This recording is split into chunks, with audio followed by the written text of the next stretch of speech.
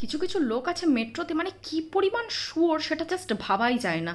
মানে আমি তো বসতে পারছি না, সেটা আলাদা ব্যাপার, ঠিক আছে আমি দাঁড়িয়ে যাচ্ছি, কিন্তু আমার সামনে বসে ওই ভাইবটা দেওয়ারই কি দরকার, যেখানে মনে হবে যে আপনি এইমাত্র উঠছেন, কেন করছেন আপনি এরকম বারবার।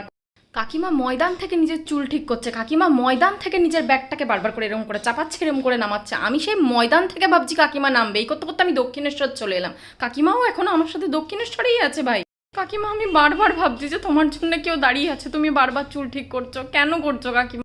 আমার পাশের কাকিমা স্প্ল্যানেট থেকে পাচ্ছে, আমি সেই স্প্ল্যানেট থেকে পাদের গন্ধ খাচ্ছি, কিন্তু আমি জায়গা ছাড়ছি না, কেননা তুমি আমাকে ভাইব দিচ্ছ যে তুমি নামবে এরপরে বুঝি। আমি জানতে চাই কিসের এত জামা ঠিক করা, কিসের এত চুল ঠিক করা, কিসের এত বারবার ফোনটাকে গুটিয়ে রাখা, বারবার হেডফোনটাকে কেসের মধ্যে ভরে রাখা, যখন আপনি নামবেনই না।